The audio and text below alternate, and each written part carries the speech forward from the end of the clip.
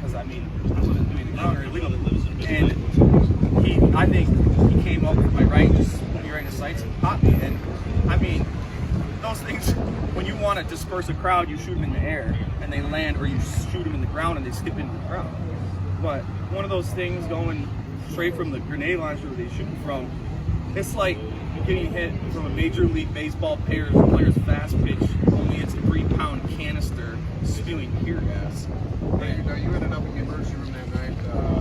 Your girlfriend picked you up and Cub Foods. So I got to the ER, and it took a while because you couldn't even get down here, couldn't do Ubers, my phone was dying, I was bleeding everywhere. The only thing that helped the pain from the tear gas was the 2% milk.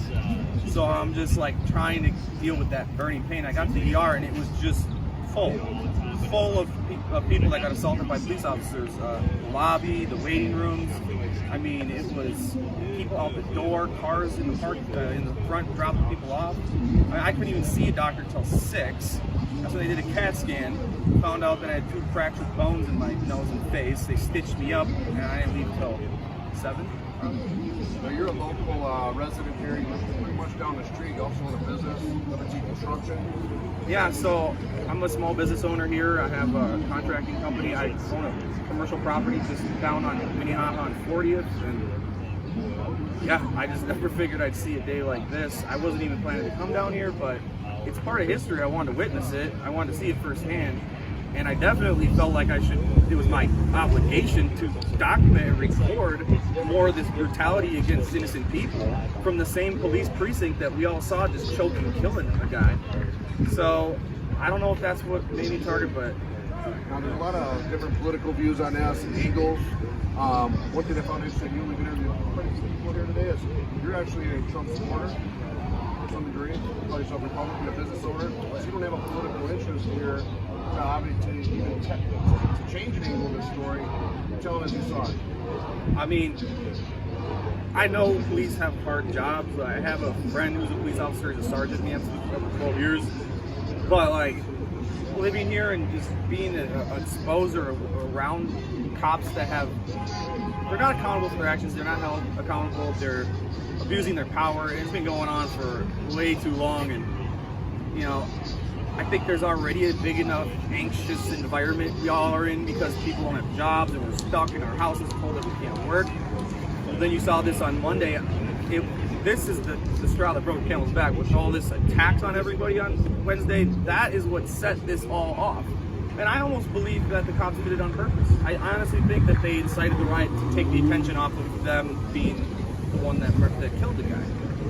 I don't know for sure, but do you think that this would have not been burned down if they would have fired rubber bullets and people in the face with tear gas? I know for a fact that it wouldn't have turned into what it did that night. And I mean, you can see the videos. People are just chanting. They're just doing what they were on Tuesday night, which from what I was told or saw or heard in the news, it was for the most part peaceful. But when you take a group of people that are already angry enough at police abusing people, abusing their power, police brutality, and then you start shooting. I mean, I saw girls getting hit in the neck. I saw young kids. I mean, they were asking for this, and it's the thing that started this all and set it off. And now nobody condones the burning of America or the looting that's been going on here. I don't think you do either. But I believe that there is a story to be told here about, this documentary that we're creating is about the Constitution. It's called Unconstitutional. We started this journey to document the unconstitutional rights of the lockdown itself and all the angst and problems and things it's going to cause from a macroeconomic level, from a human consequence level. We believe that the situation here erupted because of other constitutional rights, meaning if you look at the Fourth Amendment, illegal search and seizure also covers excessive force, cruel and unusual punishment, the Eighth Amendment. Most things played out here, right here. We get hit in the face with tear gas. That was intentional. It's a violation of your constitutional rights, a violation of peaceful protesters' constitutional rights. If you're in fact assaulted in the manner that you're saying, and that might have contributed to the games that started this far, which also contributed to a much larger thing, which is the burning of America right now across many major cities. And I also believe that the lockdown itself where you take a free American society, lock them in their homes, and don't let them out, don't let them go to public parks, don't let them go to restaurants, also contributed on a large scale to the explosiveness of the situation. Yeah, I mean, it's people's right to free assembly. I can understand if the police felt like their safety was at risk. I didn't see that. But, I mean, just look at the statistics that not one cop was killed, injured, or even threatened to be injured on Wednesday, was that 25th, or prior. And so, for them to just put that many of us in the ER when there was really no threat to them, and they started shooting and throwing concussion grenades, that's why I honestly think that they always wanted this to happen. Well, there's definitely a story to be told here. Look, we just recently did a protest in Chicago, in fact, on Memorial Day, as veterans. It was a peaceful protest. We were surrounded by 150 cops and horses and backs. Unfortunately, it didn't turn into this situation, but I guarantee you that group of veterans consists of Bronze Stars and Purple Heart recipients. If those police officers would have fired on us, it could have turned into something similar.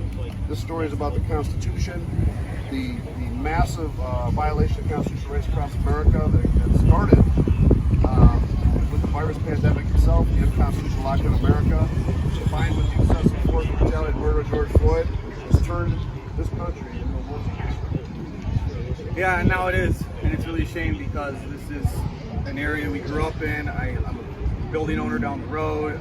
My office in Uptown is boarded up, and you know, I don't support any of this looting or destroying of the community. I mean, these are people that grew up in the same social injustices. They're all part of the neighborhood, and they're not doing it any good by destroying it.